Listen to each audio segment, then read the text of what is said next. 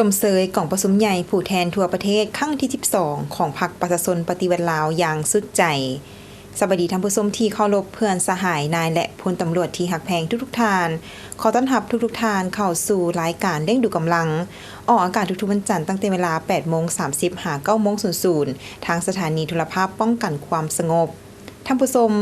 ในทุกๆวันจันทร์รายการของพวกเราแมนจะนำเสนอผลงานและเวียกงานการเคลื่อนไหวภายในกรมใหญ่พระราธิการเวียกงานพระราธิการแมนเวียกงานหนึ่งที่สำคัญจำเป็นและขาดบ่ได้ของกำลังป้องกันความสงบในการสุกยู่อำนวยความสะดวกสนองงบประมาณด้านต่างๆเครื่องอุปโภคบริโภควัตถุอุปกรณ์เทคนิคพาหนะหับไส้อาวุธยุทโธปกรณ์น้ำมันเสื้อไฟก่อสร้างปรับปรุงเคหสถานทำการผลิตธุรกิจยาปัวพยาธิตลอดฮอดเวียกงานบริการรักษาความปลอดภัยเพื่อให้กำลังป้องกันความสงบให้สำเร็จหน้าที่การเมืองในแต่ละระยะและสำหรับระยะทำอิฐนี้ทางรายการของพวกเราจะให้ประธานได้แบบสมบทการปฏิบัติหน้าที่เวียกงานวีซ่าเฉพาะตลอดระยะ1 ปีผ่านมาของกลุ่มศิลหักกรมใหญ่พระราธิการป้องกันความสงบรายละเอียดจะเป็นแนวใดนั้นเชิญประธานไปที่ตามรับชม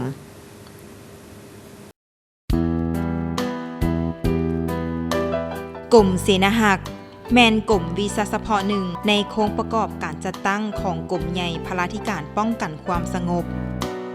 มีภาระบทบาทเป็นเสนาธิการให้แก่คณะพรรคคณะนำกรมใหญ่พระราธิการเกี่ยวกับการค้นคว้าวางแผน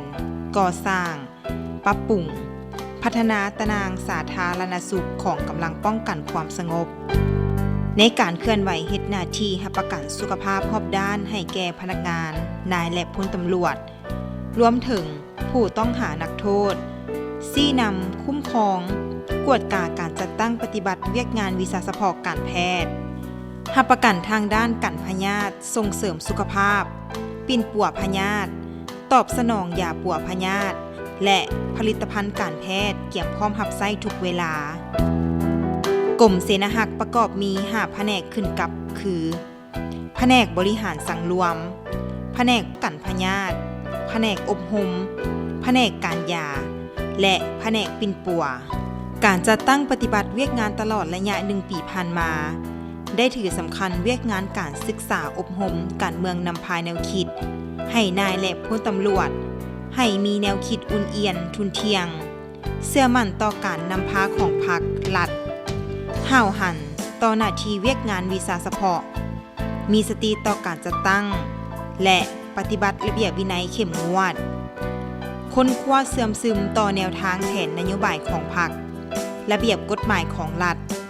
มติคำสั่งและทิศทางแผนการของกระทรวงก็คือกรมใหญ่พระราธิการป้องกันความสงบวางออกผลงานอันพ้นเด่นในการเคลื่อนไหวเวียกงานวีซ่าเฉพาะในระยะ1 ปีผ่านมามีคือเวียกงานบริหารสังรวมรับเอกสารเข้าออกทั้งหมด360ฉบับจัดซื้อยาผลิตภัณฑ์การแพทย์และอุปกรณ์การแพทย์ประจำปี 2025จัดซื้อเครื่องกรองน้ำสะอาดให้บรรดาปกส.แขวงตามงบประมาณและรับใช้เวียกงานกวดสุขภาพเฉลิมฉลอง3 วันประวัติศาสตร์ของชาติของพรรคเวียกงานกันพยาธิ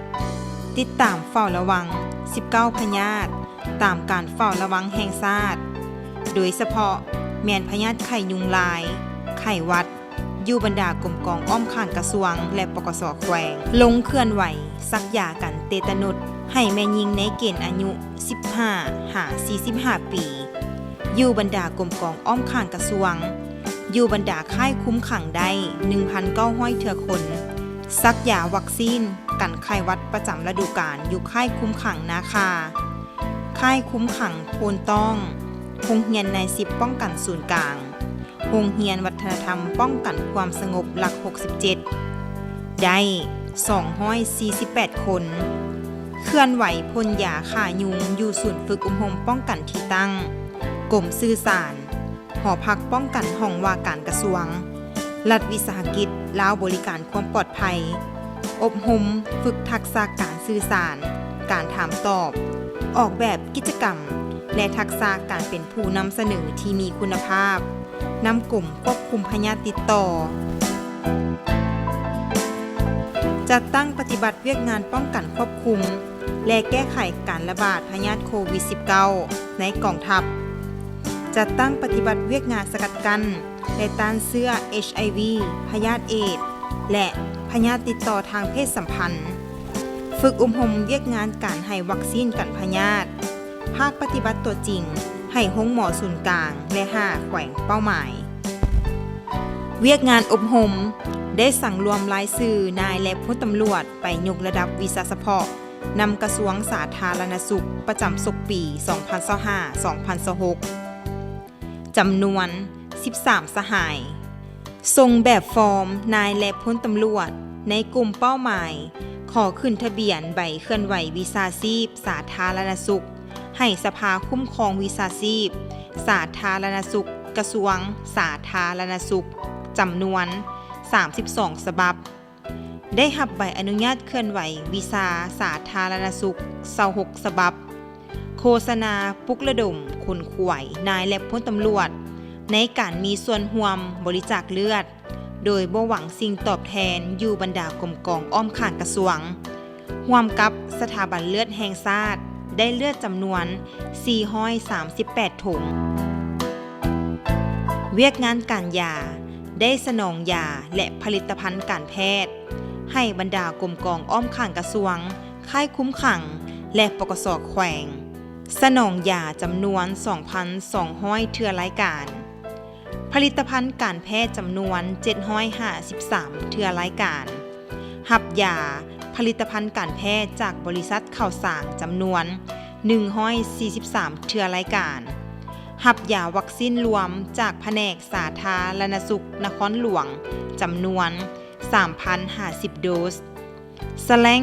0.5 เท่ากับ 2,000 ดวงแสลง 0.005 เท่ากับ 1,200 ดวงและจ่ายยาวัคซีนรวมให้ห้องหมอ5 เมษายนจำนวน 1,601 โดสเวียกงานปิ่นปัวติดตามสุขภาพทานรองรัฐมนตรีอดีตการนำกระทรวงป้องกันความสงบคณะกลุ่มใหญ่พลาธิการ298 ครั้ง 65 เทื่อสหายส่งผลกวดการนำประจำปี 2025 คัน1หาคัน7กวดได้ทั้งหมด 1,796 ทาน ติดตามสุขภาพนักกีฬาฝึกซ้อมก้าเกี่ยมแข่งขันกีฬาแห่งชาติครั้งที่ 12 กวดสุขภาพกำลังใหม่อยู่บรรดากรมกองและท้องถิ่นประจำปี 2025 ติดตามสุขภาพแขกเข้าร่วมพิธีมอบหับศูนย์ปิ่นปัวและฟื้นฟูสุขภาพผู้ติดยาเสพติดหลัก 62 และกองประชุมพิธีเปิดนำไส้บัตรประจำตัวดิจิตอลสำหรับข้อสะดวกและข้อยุ่งยากทานพันเอกดร.พรสวรรค์วงศ์คำจันทร์คณะพักกรมใหญ่เลขาหน่วยพักฮักฐานหัวหน้ากรมเสนาหักได้ให้ฮู้ตื่มอีกว่าสบายดีบรรดาทานข้าพเจ้าพันเอกดร.พรสวรรค์วงศ์คำจันทร์คณะพักกรมใหญ่หัวหน้ากรมเสนาหักป้องกันความสงบต่างหน้าคณะพักคณะนำกรมเสนาหักในตลอดระยะ1 ปีผ่านมาข้าพเจ้าคณะพักคณะนำกรมเสนาหักก็ได้เอาใจใส่นำผ้าปรับปรุงเวียกงานเสนาหักอย่างต่างหน้าโดยการเฮ็ดให้เวียกงานดังกล่าวมีประสิทธิภาพในทุกด้านหาประกันให้แก่เราลบวิชาเฉพาะเสนาหักได้เคลื่อนไหวเฮ็ดหน้าที่วิชาเฉพาะอย่างมีความเอาจริงเอาจังโดยเฉพาะเฮ็ดเวียกงานการพยาธิส่งเสริมสุขภาพเป็นต้นต่อแล้วก็เฮ็ดเวียกงานปิ่นปัวฟื้นฟูหน้าที่การเป็นสำคัญในนั้นได้เอาใจใส่การฝึกอบรมวิชาเฉพาะแต่ละระยะเพื่อให้มีความเข้มแข็งปฏิบัติหน้าที่ทั้งด้านเวียกงานวิชาเฉพาะให้เข้มแข็งขึ้นจัดหาตอบสนองยาปัวพยาธิและอุปกรณ์การแพทย์ที่จำเป็นให้บรรดาเราลบเสนาหักในขอบเขตทั่วประเทศเนาะโดยเฉพาะแล้วก็ได้เอาใจใส่ในเวียกงานการพยาธิส่งเสริมสุขภาพแต่ละปีพวกเขาก็ได้ปฏิบัติตามการเฝ้าระวัง19พยาธิตามอาการเฝ้าระวังแห่งชาติโดยเฉพาะก็เป็นการแพร่ระบาดของพยาธิตามฤดูกาลพยาธิไข้ยุงลายไข้เลือดออกพยาธิไข้หวัดเนาะ ในหันพวกเขาทีมงานก็ได้เอาใจใส่ลงติดตามซักยากันพยาธิให้แต่ละคงเขตเป้าหมายโดยเฉพาะเป็นยากันพยาธิบาดทะยักในแม่ยิ่งที่อายุ45ปีในวัยเจริญพันธุ์นั้นอยู่ในแต่ละกลุ่มกองอ้อมข้างกระทรวงแล้วก็กลุ่มเป้าหมายอยู่พวกเฮารับผิดชอบแล้วก็ลงเคลื่อนไหวตามฤดูกาลโดยเฉพาะในระยะที่มีการแพร่ระบาดของพยาธิไข้ยุงลายพวกเฮาก็ได้เอาใจใส่ต่างๆทีมงานลงพ่นยาขานอนน้ำตามมาตรการเฝ้าระวังของพวกเฮาเนาะนอกจากนั้นพวกเฮาก็ยังได้เอาใจใส่เขาหำเฮียนหรือว่าฝึกเทคนิควิชาการแพทย์นำกระทรวงสาธารณสุขที่เพิ่นได้เชิญพวกเฮาเข้าร่วมและอีกอันนึงพยาธิที่พวกเฮาติดพันกับด้านสุขภาพพวกเฮาในกลุ่มเป้าหมายพวกเฮานี่โดยเฉพาะพวกเฮาได้เอาใจใส่กันลงกันกองพวกเสือวัณโรคอยู่ตามบรรดาข่ายคุ้มขังต่างๆที่เป็นกลุ่มเป้าหมายพวกเฮาก็สามารถกันกองสอกเสือวัณโรคเสือHIV เอดส์นะแล้วก็เพื่อพวกเฮาจะตัดต้องสู่การแพร่ระบาดแล้วก็เฮ็ดให้กลุ่มเป้าหมายที่พวกเฮากวดแล้วเข้าถึงยาปิ่นปัววัณโรคได้อย่างบ้องไวแล้วก็ต่อจากนั้นเรื่องงานการปิ่นปัวหัน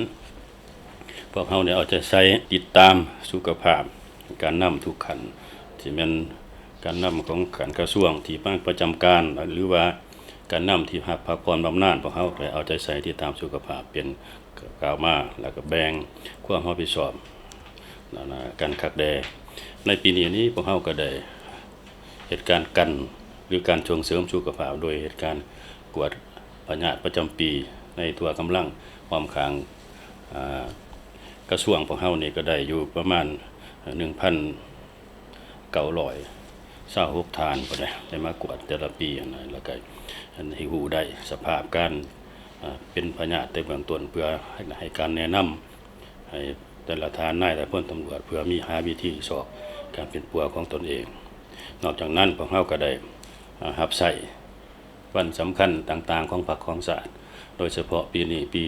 2025นี่พวกเฮาก็มีงานรับใช้หลายๆงานเป็นกองประชุมระดับศาสตร์เป็นกองประชุมระดับกระทรวงแล้วก็วัน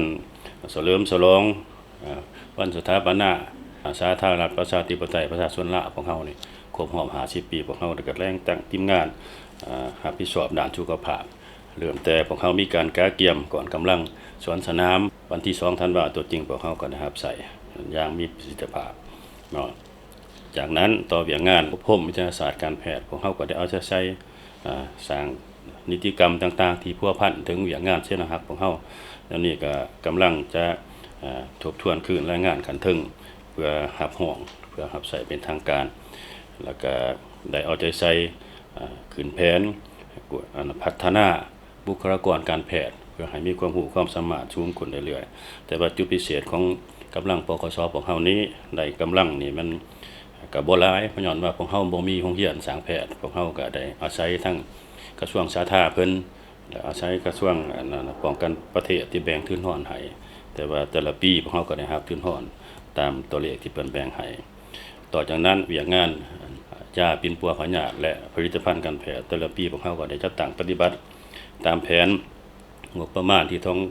กรมใหญ่ของกันเทิงแบ่งให้แล้วก็จัดซื้อยา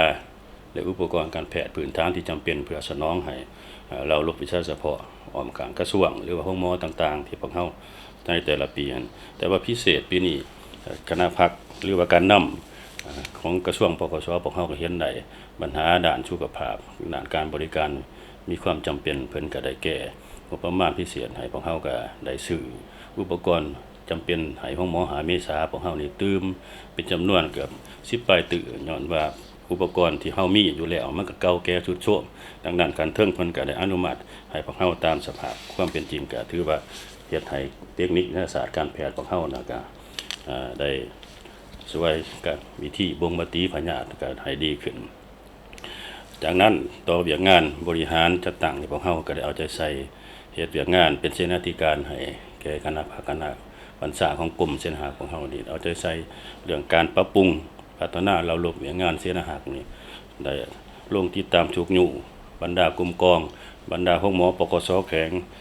ในคณะพักคณะ บัญชาของเฮานี่ก็เอาใจใส่เอกภาพกันว่าเฮ็ดเป็นจุดซุ้มตามที่สีน้ำของขันเทิงว่าโรงหมอใดที่ควรได้เอาใจใส่ปรับปรุงด้านเทคนิคการแพทย์โดยเฉพาะคือในระยะปี2025ผ่านมาพวกเฮาได้แต่งตั้งทีมงานลงชุกอยู่โดยเฉพาะทางด้านวิชาการช่วงอยู่กระตุกช่วงอยู่ให้หมอที่มีพื้นฐานอันค่อนข้างที่ว่าหัดกลุ่มหรือว่าค่อนข้างดีอยู่แล้วเป็นต้นคือห้องหมอตาลเปียวห้องหมอปกสแขวงหลวงน้ำท่านี่พวกเฮาได้แต่งทางทีมงานลง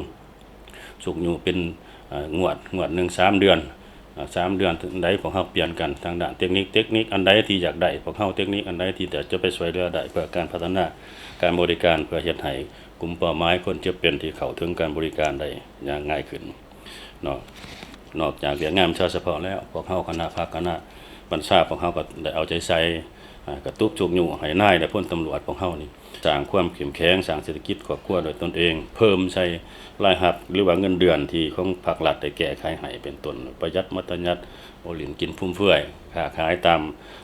เงื่อนไขที่สภาพครอบครัวมีเนาะในงานจัดตั้งปฏิบัติเวียงงานผ่านมานี่ก็พวกเฮาเห็นได้ว่าข้อสะดวกนี้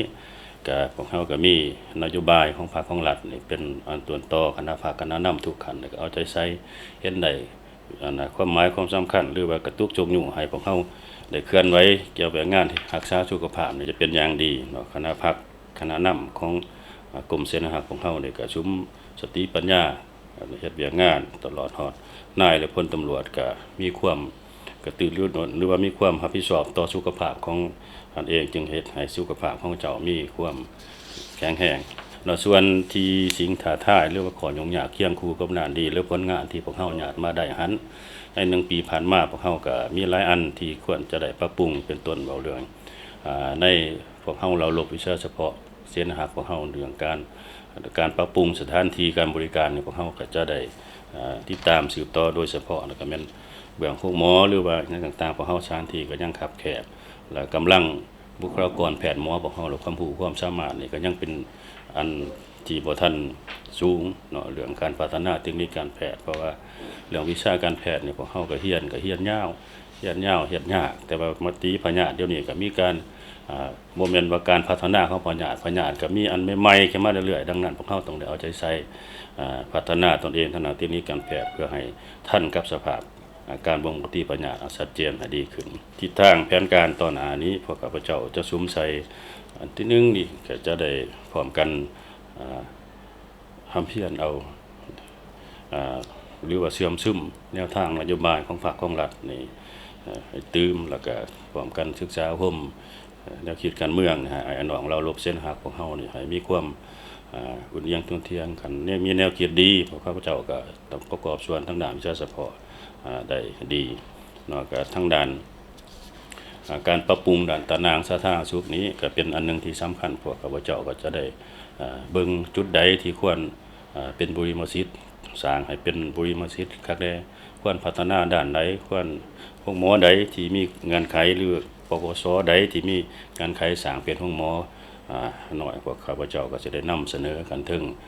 เพื่ออนุมัติให้เปิดเป็นทางการแล้วก็เพื่อเฮ็ดให้กลุ่มบริการหรือว่ากลุ่มเป้าหมายนายพลตำรวจอยู่ในขอบเขตนั้นนะครับการบริการด้านสุขภาพอย่างทั่วถึงการแนะนำคณะพักคณะบรรชาต่างหน้าคณะภาคบรรชากรมเสนาหักข้าพเจ้านี้มาวันนี้ก็เรียกร้องถึงบรรดาทานนายและพลตำรวจนี่ก็ต้องได้เอาใจใส่รักษาสุขภาพของตนเองโดยเฉพาะนี่ปัญหาสุขภาพนี่เป็นปัญหาหนึ่งที่ซื้อบ่ได้ขายบ่ได้แต่ก็มียาจำนวนหนึ่งปิ่นปัวพยาธิแต่ก็บ่สามารถปิ่นปัวได้เบิดดังนั้นการรักษาสุขภาพเป็นปัญหาที่สำคัญต้นต่อทุกท่านก็ต้องได้รักษาสุขภาพตนเองเป็นต้นแม่นเรื่องการพักผ่อนให้เพียงพอกินอาหารให้ถูกต้องเนาะบ่ไป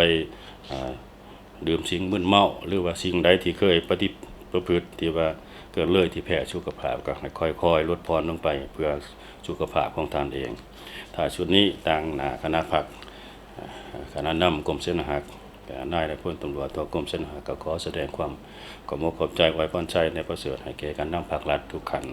เราร่วมโดยเฉพาะการนำของกำลังป้องกันความสงบเฮาทุกท่านจงมีสุขภาพแข็งแรงมีพลานามัยสมบูรณ์เนาะ ให้การสืบต่อสีน้ำฟ้าเวียกงานเสียนหักของพระเจ้าให้เดินสะดวกไปเตละก้าวแล้วก็อวยพรทุกท่านจงมีสุขภาพเข้มแข็งขอขอบใจสำหรับทิศทางแผนการในต่อหน้าคณะพักคณะบรรษากรมเสนาหักกรมใหญ่พลาธิการป้องกันความสงบแมนจะได้เอาใจใส่ศึกษาอบรมการเมืองนำพาแนวคิดให้นายและพลตำรวจมีแนวคิดอุ่นเอียนทุนเทียงมีคุณธาตุการเมืองหนักแน่นรับประกันให้ผู้ที่เจ็บป่วยได้เข้าถึงการบริการเป็นปัวที่ดีเอาใจใส่ในการบริการและรักษาสุขภาพให้แก่นายและพลตำรวจที่ขึ้นกับความรับผิดชอบของตนพร้อมกันนั้นจะเอาใจใส่ในการเก็บกำสถิติการเจ็บเป็นพยาธิระบาดรายงานตามสายตั้งวิชาเฉพาะให้เป็นปกติสืบต่อลงโฆษณาสุขศึกษากวดกาอนามัยวางยาฆ่าหนอนน้ำและพ่นยาฆ่ายุงน้ำบรรดากรมกองอ้อมข้างกระทรวงเอาใจใส่ปกปักรักษายาอุปกรณ์การแพทย์และเครื่องรับใช้การแพทย์ที่มีอยู่ในศาลให้ถูกต้องตามระเบียบหลักการสืบต่อจะตั้งเบิกจ่ายคุ้มครองและผลิตภัณฑ์การแพทย์ให้มีคุณภาพปกปักรักษาให้อยู่ในสภาพดีพร้อมนำใช้งานตามเกณฑ์อายุการใช้งานที่ทานได้รับชมไปแล้วนั้นแมนรายละเอียดจากทางรายการของพวกเฮาที่นำเสนอให้บรรดาทานได้รับชมกันมาฮอดนี้เวลาของทางรายการของพวกเฮาก็ใกล้จะหมดลงแล้วขอขอบใจทุกๆทานที่ให้เกียรติติดตามรับชมรายการของพวกเฮาสำหรับมื้อนี้ข้าพเจ้าห้อยโทนางมณิดาลัทธฟ้าสว่างพร้อมโดยทีมงานรายการเลี้ยงดูกำลังต้องลาทานผู้ชมไปก่อนสบายดี